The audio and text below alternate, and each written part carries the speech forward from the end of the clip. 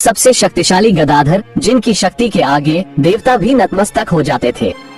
पौराणिक काल में गदाधर तो बहुत हुए थे, लेकिन एक ऐसा भी गदाधर था जिसे देखकर खुद देवता भी भयभीत हो गए थे।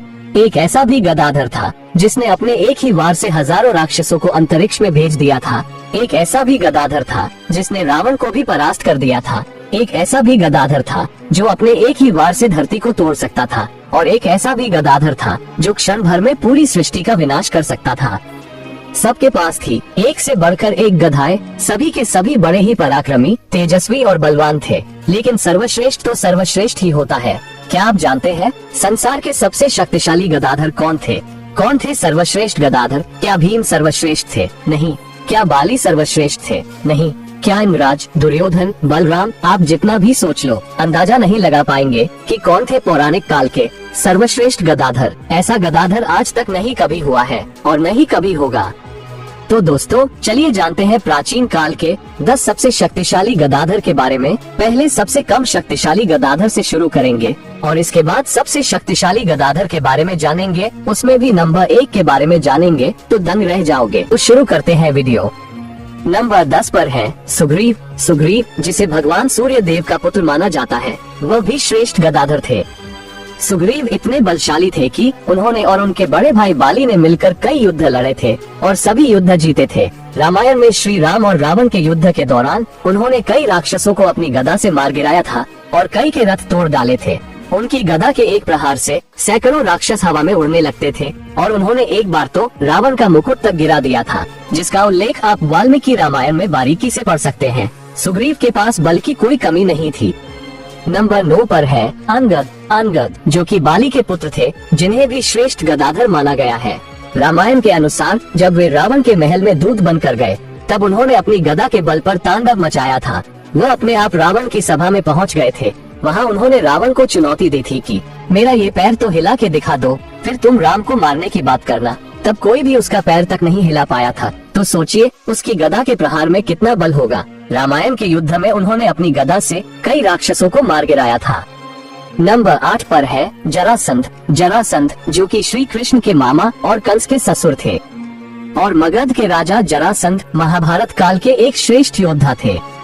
मल युद्ध और गदा युद्ध में उसके समान कोई अन्य दूसरा नहीं था।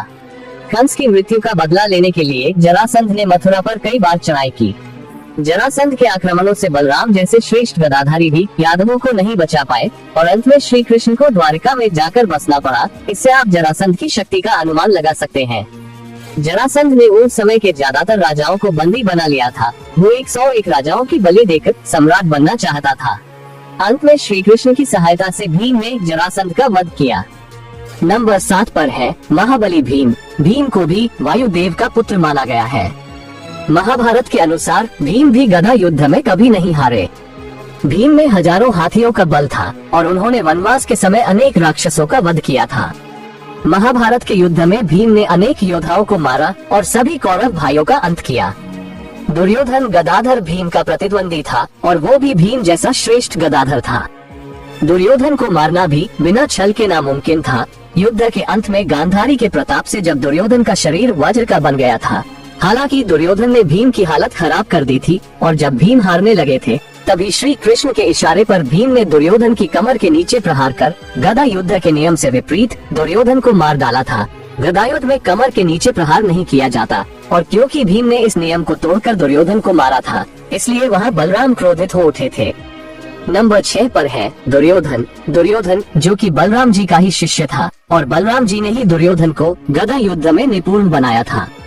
हालांकि बलराम जी के अनुसार दुर्योधन सबसे श्रेष्ठ गदाधर था। पांडवों के निर्वासन के समय 12 वर्ष तक दुर्योधन ने भीम की लोहे की प्रतिमा बनाकर अभ्यास किया था और वे भीम और जरासंध से भी शक्तिशाली गदाधर बन गए थे। ये बात कृष्ण जान गए थे कि कोई भी सीधी तरह कभी नहीं हरा पाएगा दुर्योधन को, इसीलिए गदा युद्ध नियम के विपरीत उसका वध हुआ।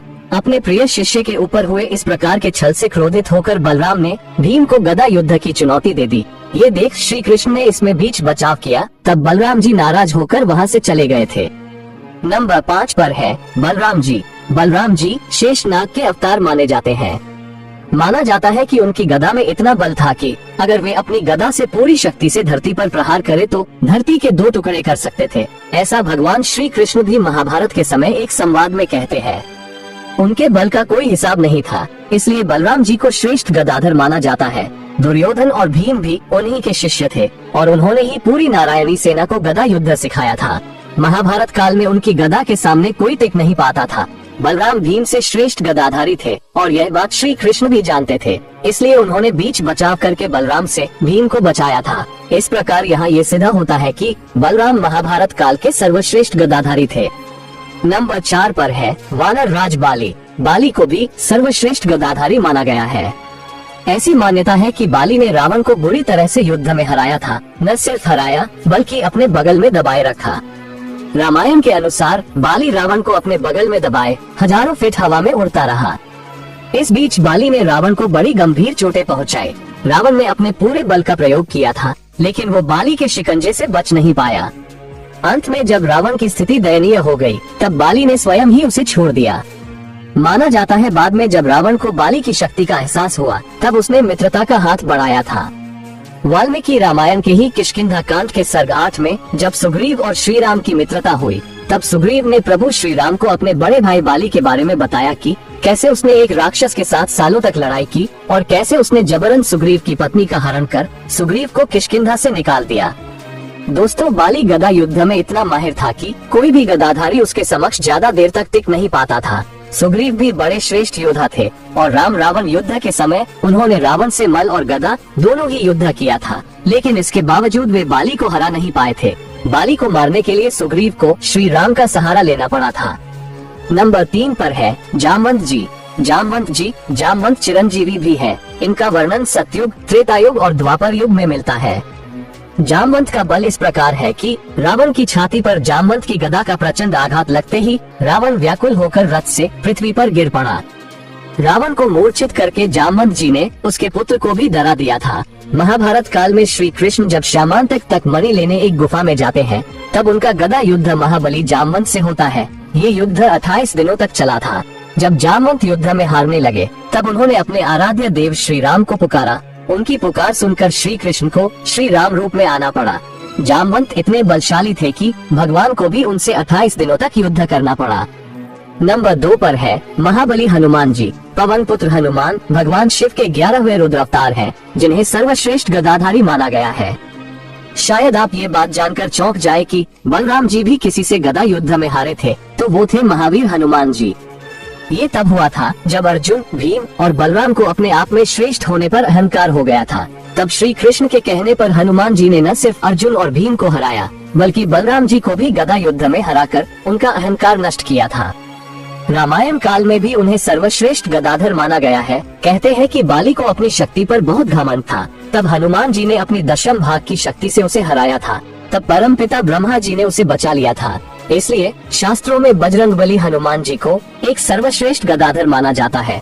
हनुमान जी के बल की कोई सीमा नहीं है, वे अतुलित बल के धाम हैं। उन्होंने रावण के 1000 अमर राक्षस सैनिकों को अपनी गदा के एक ही वार से अंतरिक्ष में भेज दिया था, इसीलिए उन्हें भी परम शक्तिशाली गदाधर माना जाता है। नंबर 1 पर है इस और सृष्टि के पालनहार भगवान विष्णु। भगवान विष्णु, जिन्हें संसार का सर्वश्रेष्ठ गदाधर माना जाता है, इसीलिए उन्होंने अपने चतुर्भुज स्वरूप में उनके हाथों में शंख, चक्र, पद्म और गदा है। ये यही प्रदर्शित करता है कि गदा एक बलवान शस्त्र है। भगवान विष्णु की उस गदा को कौमोदकी के नाम से जाना जाता है। कुरुक्षेत्र में गीता उपदेश के समय विकराल रूप धारण करते हुए भगवान विष्णु के अवतार श्री कृष्ण ने कौमोदकी गदा को धारण किया था। भगवान विष्णु ने अपनी गदा से पूर्व काल में कई असुरों का संहार किया। जिस प्रकार सुदर्शन चक्र है, इसी प्रकार गदा भी उनका प्रमुख अस्त्र है। जिस प्रकार भगवान शिव धनुर्विद्या के प्रणेता है, इसी प्रकार से गदा युद्ध की का प्रादुर्भाव भगवान विष्णु से ही हुआ है। इसीलिए सर्वश्रेष्ठ तो यही है, ऐसा हमारा मानना है। आप क्या मानते हैं, हमें कमेंट में जरूर बताएं।